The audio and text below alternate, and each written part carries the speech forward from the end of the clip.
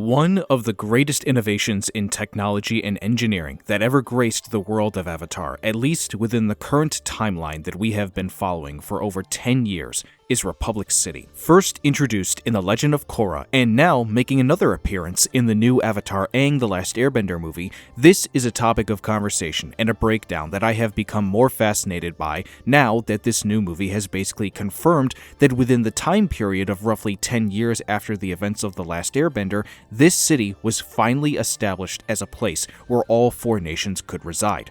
But for me, the history of that is not as big of a selling point for why I'm making this video as much as it is wanting to explore how it got built and where it ultimately got as big as it was during the time of Legend of Korra. So that's what today's video is all about. But first, do drop a like on the video if you can. I would really appreciate that. It'll help put it into the algorithm, and I want to get as many Avatar fans in here as possible to talk about this, especially anyone who is an engineer or architect and would like to talk about their background in relation to how this city was built. I will keep this first part short, just because, again, the video is not about the history of Republic City, but I do think it is important to give a brief Cliff Notes version of it to get people caught up to speed again on everything. When you go on YouTube, you only find a couple of videos that have been made about it, especially one from a channel like Movie Flame, who back in the day when a show like The Legend of Korra had come out, and even a little bit after it ended, his videos were some of the biggest on YouTube when covering the show. Republic City was founded by Aang and newly crowned Fire Lord Zuko after the 100-year war ended, and the idea was to place it in location of former Fire Nation colonies. Originally, it was known to be a booming industrial settlement known as Cranefish Town, and it became the capital of the new United Republic of Nations, a place where people from all four nations could live together in peace. Over the following decades, it grew into the world's most advanced metropolis, basically a very large and densely populated city that acts as the major economic, political, and cultural hub of the world. Though its rapid growth also brought in a lot of crime as evident by what we see in Legend of Korra, there was also a handful of events that led to political unrest and other major events like the Equalist Revolution, Harmonic Convergence, and Kuvira's invasion, all of which helped to shape the city to what it became all those years later when the show first came out. Obviously, the Republic City of what we see in the new Avatar Aang movie is vastly different, and that is why I believe it has earned its own video to talk about this. Now that we have all the history out of the way, let's take a look at the location of the city as well as how trade affected it.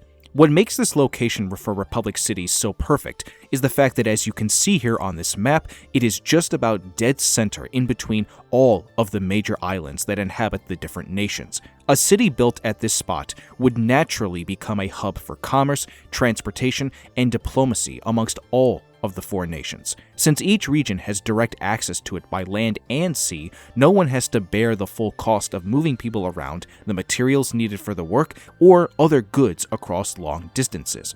If each nation specializes in something different for the build, that's a great benefit. The Earth Kingdom, for example, could be the nation to provide the raw materials like sand, stone, timber, clay, or iron ore. A nation like the Water Tribe can help with skilled labor and agriculture. And then the Fire Nation could help with the advanced manufacturing and engineering, since a good portion of their stuff is run on fire-based materials. When combined, their strengths in one centralized location make construction faster, more efficient, and less expensive than if any region tried to build the city alone, or if the location of the city did not provide enough for that one region. Once the city is established, it would become the primary trade crossroad for all four nations. Instead of trading indirectly through multiple stops, merchants could bring goods to one central marketplace where products and services are exchanged. This could help lower transportation costs and create a much larger economy than the four regions could sustain individually.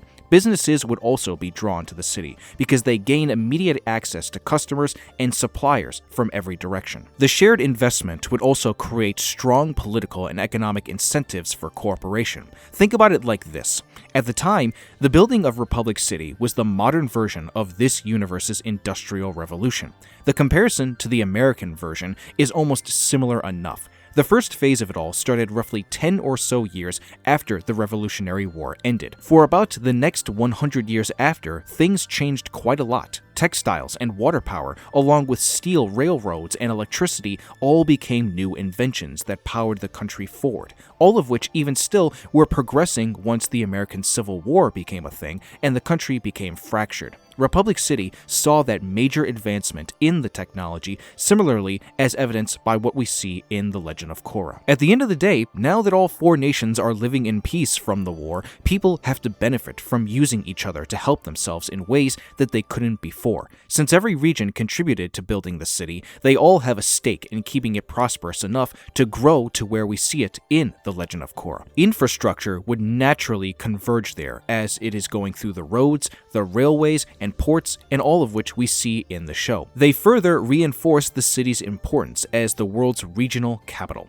In the long term, prosperity spreads outward into all four regions, even if we are not talking about stuff that could happen directly inside of the city, making each one wealthier than it would likely be in isolation. When Republic City is flourishing, the other four nations are as well. The other most fascinating part about where the city grew from is how we see it in the new movie all the way up into Legend of Korra, and it's of course through the multitude of different possibilities and really cool concepts that something like bending in the world offers. Bending can allow people from all four nations to do so many great things. It can be a gift and a curse at any point, but the gifts that they are used for correctly are monumental. In the case of Republic City, it is all that and more. The engineering of this city all comes from each bending type to carry on certain roles. Where I found this concept to be most prevalent and a perfect comparison to help make this video is inside of one of the few Avatar comics that got made after The Last Airbender came out. In the comic called The Rift,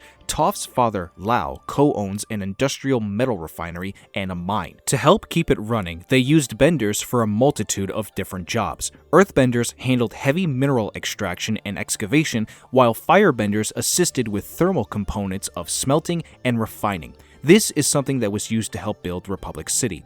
Heck, even Toph herself probably did a majority of the work with her metal bending skills if she was involved in helping to build the city as well.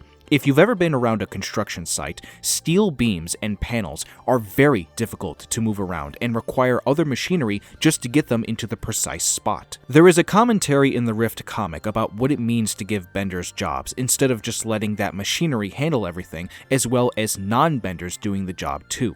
This was something that Team Avatar was able to witness firsthand, and I would have to imagine that they took a lot of this experience with them into how they built up Republic City. It was described as the first joint business venture between the Earth Kingdom and Fire Nation. So that means the technological and economic philosophy that eventually produced Republic City was already being tested before it officially existed. Benders are a great way to make the development process go much faster, instead of just relying on manual non-bending labor and simple machinery. That is not to say that any of that stuff wasn't used to help build Republic City, but you can clearly tell that benders help make things more efficient for all involved. It took a decade for Republic City to be established into its first version as we saw it in the movie. After the attack from Taga, they needed to rebuild a lot of it back, and within another decade, they transformed it into the version we know from Korra as this metropolis-like city. To even use some examples of real-life cities, you notice most of the biggest metropolis cities who had the shortest time of production were roughly made around a 40 to 50 year time span. To think how much quicker it would have taken cities that took longer than that to get built, and if they had bending on their side, I mean, that would have been pretty insane. We could have gotten stuff done so much faster. And at the end of the day, the entire philosophy of Aang's post-war world came down to this one question. Can people who spent a century fighting each other actually build something together?